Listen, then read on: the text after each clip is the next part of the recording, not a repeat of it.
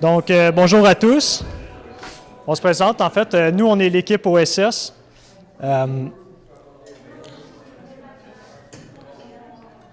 Donc, l'équipe OSS, en fait, on est 8 étudiants en génie électrique. Donc, d'abord, je me présente moi-même, Antoine. On va aussi avoir Alexis, Carl, Maxime, Guillaume, Issam, Charles et William. Donc, Guillaume, qui est mon collègue avec moi ici en avant. L'objectif du projet OSS, c'était de rendre les changements de vitesse automatiques sur le vélo. Donc, l'idée nous est venue à la suite de plusieurs discussions là, sur les différentes technologies qui arrivent depuis quelques années dans le monde du vélo. On parle entre autres des dérailleurs électriques, de différents capteurs comme des capteurs de puissance, de vitesse, de cadence. Donc, vraiment, depuis une dizaine d'années, il y a vraiment un boom de technologie où l'électronique là, est venue vraiment chercher le monde du vélo. Nous, ce qu'on a fait, en fait, c'est qu'on a développé un système qui venait interfacer plusieurs de ces technologies-là. Donc, l'une des technologies qu'on utilise, c'est les dérailleurs électriques. Le dérailleur électrique qu'on a choisi, en fait, il communique par câble, donc il est alimenté par des câbles. Il existe aussi des systèmes de dérailleurs électriques qui sont alimentés par batterie qui vont communiquer sans fil. Donc, les changements de vitesse, pour ceux qui ne sont pas familiers, sur les vélos, en fait, c'est effectué par des manettes. Souvent mécanique, c'est un câble qui vient faire changer les vitesses, donc qui permet d'avoir une transmission là, avec différentes vitesses. L'avantage des systèmes électriques, souvent, c'est que c'est plus rapide, c'est plus réactif, c'est plus puissant aussi. Donc, comme je l'ai mentionné, il y en a qui sont sans fil, il y en a avec fil. Nous, on a choisi un système avec fil. Tous nos capteurs, ils vont communiquer par contre sans fil. Donc, ça va communiquer par Bluetooth Low Energy. Pour ceux qui ne sont pas familiers, comme ça le dit, là, c'est Bluetooth qui ont développé cette technologie-là. Donc, ce qui est intéressant avec le Bluetooth Low Energy, c'est que ça va permettre une communication sans fil qui permet d'économiser plus d'énergie. Donc, tous les 6 capteurs vont consommer moins d'énergie que ça avait été en Bluetooth standard. Donc, c'est intéressant pour nous parce qu'on ne veut pas venir chercher là, toute l'énergie du système après quelques minutes. La seule partie, en fait, qui va communiquer avec fil, c'est l'interfaçage de notre système avec le dérailleur. Donc, on va le voir un peu plus tard de quelle manière ça se fait. Tous les capteurs vont communiquer de manière unidirectionnelle, donc ils vont aller chercher les données sur le vélo, puis ils vont le renvoyer à notre système. Par contre, on a aussi développé une application, donc on va parler un peu plus tard, puis ça fait une communication bidirectionnelle. Donc, notre système va envoyer de l'information, il va envoyer de l'information à l'application, puis l'application va envoyer de l'information à notre système là, pour ajouter certains paramètres sur le système ou voir de l'information sur notre téléphone. Donc, notre système, là, en fait, je peux vous le montrer, il est contenu dans un petit boîtier, donc pour l'instant, qui est relativement compact. En fait, le boîtier, on voulait vraiment que ce soit quelque chose qui s'intègre facilement au vélo, donc on peut l'installer là, avec de différentes manières qui existent déjà sur le marché. Puis aussi, c'est assez hermétique et compact, puis résistant au choc. Donc, la personne peut vraiment se promener, là, puis sans inquiétude, peut rouler à la pluie ou au beau temps, peu importe. Donc, on peut voir à quoi que ça ressemble à l'intérieur.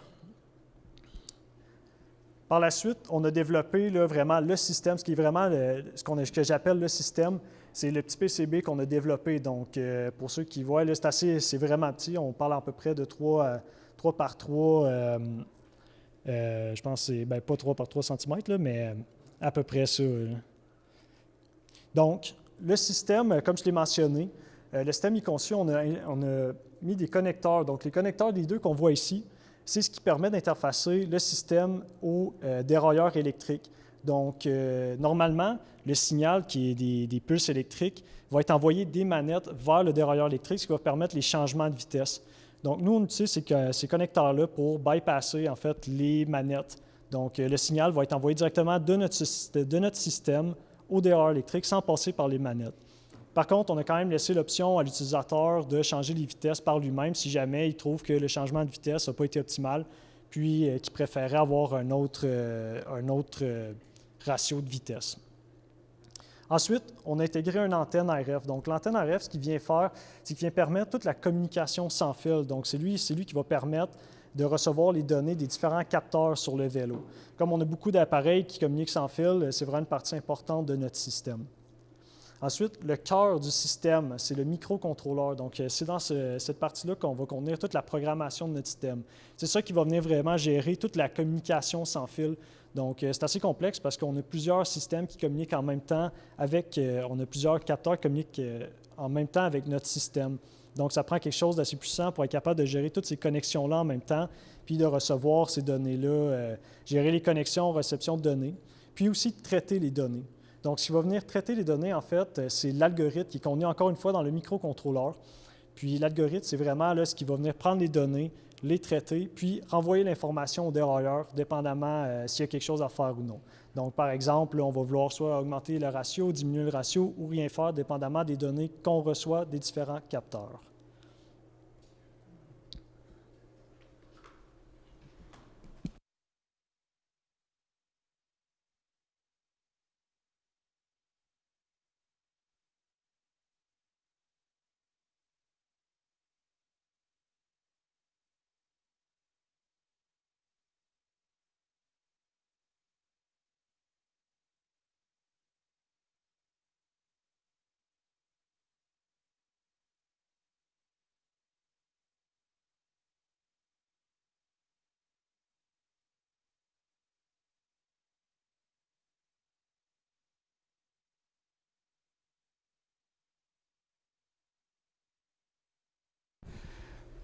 Bonjour, moi je vais vous présenter l'application.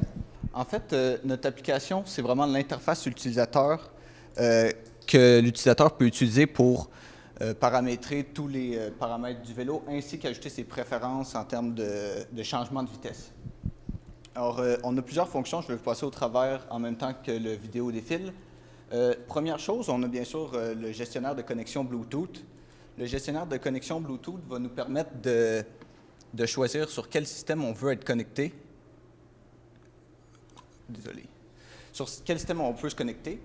Dans notre cas, on veut bien sûr se connecter sur le système OSS en premier. Alors, on peut commencer à avoir une connexion avec ce système et à partir de ce moment-là, on peut voir ce que le système OSS est lui-même capable de voir comme équipement. Dans notre cas, on va voir le capteur de vitesse et de cadence ainsi que le trainer intelligent qui nous sert en même temps de capteur de puissance en ce moment pour la démo à l'intérieur. Ensuite, une fois la connexion faite avec chacun des capteurs, on peut aussi vérifier chaque capteur disponible sur le vélo, quelles sont les informations qu'il supporte. Par exemple, notre capteur RideSense qu'on vient tout juste de cliquer nous donne une information concernant la cadence ainsi que la vitesse. Le trainer intelligent TAC Vortex, lui, pouvait nous donner aussi la cadence, la vitesse, ainsi que la puissance.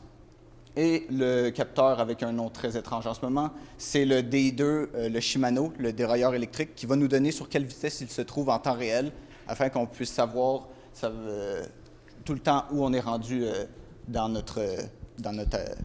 sur notre cassette. Ensuite, quand on arrive pour choisir les paramètres, il faut bien sûr sélectionner quel type de groupe de pièces on retrouve sur le vélo.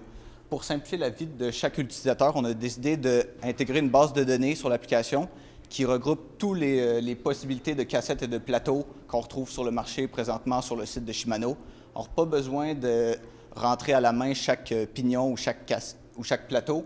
Il suffit de sélectionner le modèle et tout va être bien ajusté pour vous. Ensuite, on a des informations qu'on peut rentrer vraiment pour personnaliser notre expérience à nous, soit le Functional Threshold Power, qui est en fait la puissance en watts qu'un cycliste peut développer pendant 1 heure. C'est une mesure un peu pour ensuite donner à l'algorithme le pouls du cycliste et pour savoir s'il est d'un effort maximum comme un sprint, un repos ou juste une utilisation bien normale.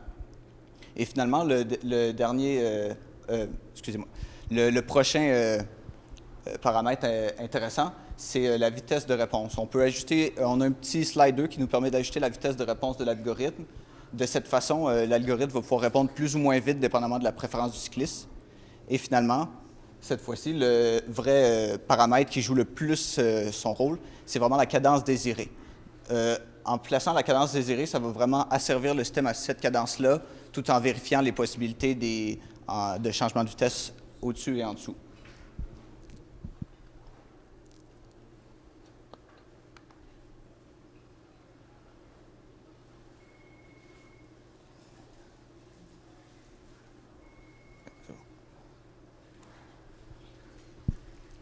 Maintenant, je vais vous faire une petite démonstration avec Antoine sur le vélo. Je vais commencer par me connecter sur une plateforme en ligne qui va permettre de simuler un entraînement extérieur réel. En fait, Zwift, c'est une plateforme payante qu'on retrouve sur Internet qui nous permet de simuler le gradient d'une route, le coefficient aérodynamique ainsi que la force de roulement du vélo. Alors, avec cette application-là, on est capable de faire toutes nos simulations sans avoir à aller dehors, vu qu'à ce temps-ci de l'année, c'est pas vraiment possible. On va tout bien. Vous allez pouvoir voir en temps réel ce qui se passe sur le vélo.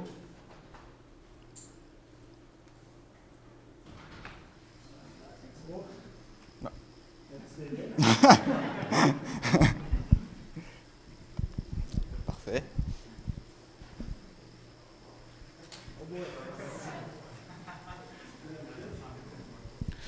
Inquiétez-vous pas, je vais vous commenter ce qui se passe en réel si vous ne pouvez pas le voir. Là. Arrête de pédaler 2 secondes, Antoine. Désolé du délai.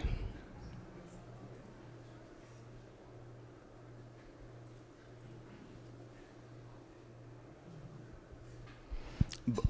On va commencer tout de suite sans la plateforme. En ce moment, notre système s'est déjà connecté à tous les capteurs disponibles et il peut procéder au changement de vitesse. Là, c'est sûr que pour le moment, comme on ne voit pas la cadence et ainsi de suite, c'est plus difficile, mais si Antoine se mettait beaucoup à accélérer, il dépasserait sa cadence désirée de 80 RPM et on voit que le dérailleur se met à changer pour lui permettre d'être sur une vitesse qui va lui permettre de garder le même rythme de pédalage. Ensuite, disons qu'il arrivait et qu'il y aurait une bonne côte assez à pic qui rend son pédalage plus difficile, ralenti, tu es fatigué, et là, ça le remet sur des vitesses beaucoup plus faciles pour qu'il puisse, par exemple, monter une côte. En fait, si je peux vous résumer rapidement ce que l'algorithme fait, il va tout le temps lire les 3 informations sur la puissance, la cadence et la vitesse, et avec ça, il va pouvoir savoir quelle serait la cadence qui résulterait d'un changement de vitesse, soit positif ou négatif. Et il peut toujours vérifier si cette cadence est plus optimale que la présente ou moins optimale. De cette façon, il peut tout le temps changer. On a aussi des petites fonctions un peu plus personnalisées pour des scénarios plus précis, comme le sprint. Dans une condition de sprint, on ne veut pas exactement la même réaction du système. On voudrait, par exemple, monter en RPM beaucoup pour pouvoir créer beaucoup de puissance sans mettre trop de couple sur les pédales. Alors, on ralentit l'exécution pour avoir des changements de vitesse plus espacés. Dans le sens inverse, si on est au repos et qu'Antoine roulait tout tranquillement à moins de 5 km/h ou qu'il se laissait rouler au Lac des Nations, par exemple, bien, il voudrait probablement pédaler une cadence plus basse et des changements de vitesse qui le ramènent rapidement à une cadence confortable. Il ne veut pas se mettre à monter en RPM ou aller chercher de la performance. Ici, on le voit un peu mieux. Antoine, en ce moment, est à 90 RPM et on voit que le système change de vitesse pour le ramener autour de 82, 80, qui est la cadence préférée d'Antoine dans l'application en ce moment. Si Antoine, par exemple, était plus satisfait de ça, on peut changer en temps réel avec notre application la cadence désirée ou tout autre facteur qui gère notre algorithme. Je pense que ça fait pas mal le tour. Si vous avez des questions, je serai prêt.